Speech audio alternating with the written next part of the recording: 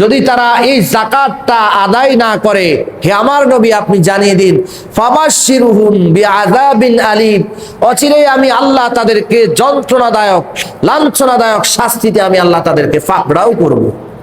আর যে কোনো ব্যক্তি তার প্রয়োজনীয় নিত্য প্রয়োজনীয় যেই খরচ তার চাকরি থেকে ব্যবসা থেকে, সেই খরচ বহন করার পরে অতিরিক্ত যেই টাকা সে অর্নামেন্ট, স্বর্ণ রূপ কিংবা ব্যাংক ব্যালেন্স অথবা ব্যবসার উদ্দেশ্যে প্লট, বিভিন্ন ধরনের বিজনেস, এগুলো থেকে যদি এগুলো 1 বছর অতিক্রম করে আর সেখান থেকে শতকরা 2.5% হারে কি তার উপরে যাকাত কে ফরজ করেছেন? কে?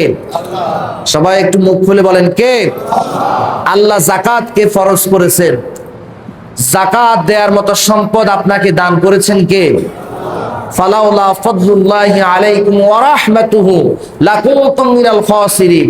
তোমার এই সম্পদ আল্লাহ তাআলার পক্ষ থেকে দেয়া রহমত, তোমাকে আল্লাহ তাআলা রহম ও করম করে সম্পদের মালিক বানিয়েছে।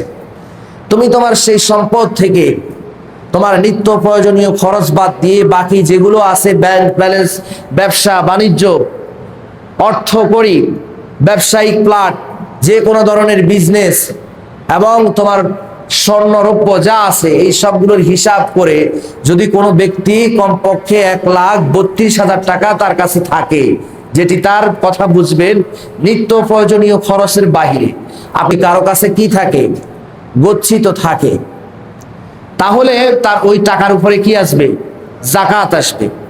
আর শুধুমাত্র কেবলমাত্র যদি স্বর্ণ হয় তাহলে সেটা 7.5 ভরি, আর যদি শুধুমাত্র রৌপ্য হয় তাহলে 52.5 তোলা, আর যদি সবকিছু মিক্সড হয়ে যায় তখন আপনি সেটাকে টাকার হিসাব করবেন।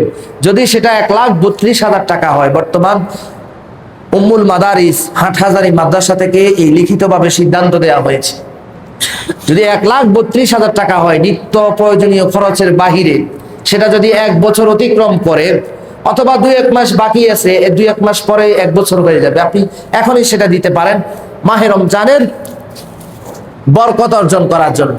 তাহলে আপনার উপরে শতকরা 2.5% যাকাত কি ফরজ। কে ফরজ করেছেন? আল্লাহ। আল্লাহ তাআলা ধমক দিয়ে বলেন, ওয়ালা ইউনফিকুনাহা ফি সাবিলিল্লাহ, যদি তারা এই যাকাতটা আদায় না করে, হে আমার নবী আপনি জানিয়ে দিন, ফাবাশশিরহুম বিআযাবিন আলীম, অচিরেই আমি আল্লাহ তাদেরকে যন্ত্রণাদায়ক লাঞ্ছনাদায়ক শাস্তিতে আমি আল্লাহ তাদেরকে পাকড়াও করব। আল্লাহ যদি বলেন যন্ত্রণাদায়ক শাস্তি দিবেন, আপনার বিশ্বাস হয় কি হয় না? শুধু কি আখিরাতে দিবেন না দুনিয়াতেও দিবেন? দুনিয়াতেও আল্লাহ তাআলা সেই শাস্তি দিবেন। বুখারীর হাদিসের মধ্যে নবীজি ইরশাদ করেন, হে আমার উম্মতের দল, আল্লাহ পাক রব্বুল আলামিন যে বান্দার উপরে যাকাত কে ফরজ করেছেন, সেই বান্দা যদি সেই যাকাত আদায় না করে, নাফরমান বান্দা যাকাত আদায় না করে যদি কবরে যায়, টেকো মাথা বিশিষ্ট সাপ তার গলার মধ্যে দড়ির মতো বেরিয়ে দিবেন, আর কিয়ামত পর্যন্ত কবরের মধ্যে নাফরমান বান্দাকে সেই সাপ দর্শন করতে থাকবে। ওই জাহান্নামের আযাব আর গজবের একটি সাপের দংশন এত মারাত্মক, এত ভয়ানক, যদি জাহান্নামের আযাব আর গজবের একটি সাপ দুনিয়াতে একটা নিঃশ্বাস পর্যন্ত ফেলতো, গোটা কুল কায়নাতের এই দুনিয়ার যত নাজ নেয়ামত রয়েছে সবগুলো বিষে আক্রান্ত হয়ে যেত। ওই কঠিন বিষধর সাপ আল্লাহ তাআলা যাকাত আদায় না করেওয়ালা বান্দার জন্য নির্ধারণ করে দিবেন। ওই নাফরমান বান্দা কবরের মধ্যে যতই চিৎকার মেরে বলবে, ওগো আরশের মালিক আল্লাহ, আমি তো বুঝতে পারি নাই, আমাকে আবার দুনিয়াতে প্রেরণ করো, আমি যেন তোমার রাস্তায় আমার সম্পদের যাকাত শুধু নয়, যা আছে সব কিছু আমি তোমার রাস্তায় বিলীন করে আমি তোমার ঘর মসজিদেই পড়ে থাকবো, দুনিয়ার কোনো মোহ আমাকে স্পর্শ করবে না। আল্লাহ তাআলা বলেন, লা ইয়াতাকাল্লামুন ইয়াওমা ইয়াকুমুর রূহু ওয়াল মালাইকাতু সাফফান লা ইয়াতাকাল্লামুন। আল্লাহ বলেন সেদিন কিয়ামতের ময়দানে নাফরমান যতই চিৎকার মারবে, আল্লাহ পাক রব্বুল আলামিন নাফরমান বান্দার সাথে কোনোই কথা বলবেন না। আল্লাহ তাআলা বলবেন সরে যাও, সরে যাও।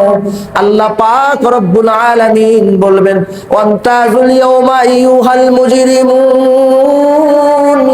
আল্লাহ পাক রব্বুল আলামিন বলবেন হে নাফরমান গুনাহগার বেঈমানের দল, তোরা আজকে সরে যা, সরে যা। আমি আল্লাহর আরশে আজিমের নিচে তোদের কোনো ছায়া নাই, আমি আল্লাহ আজকে তোদের সাথে কোনো কথা নাই। ওয়ান্তাজুল ইয়াউমা আইয়ুহাল মুজরিমুন, নাফরমান বান্দা যা যা, সরে যা।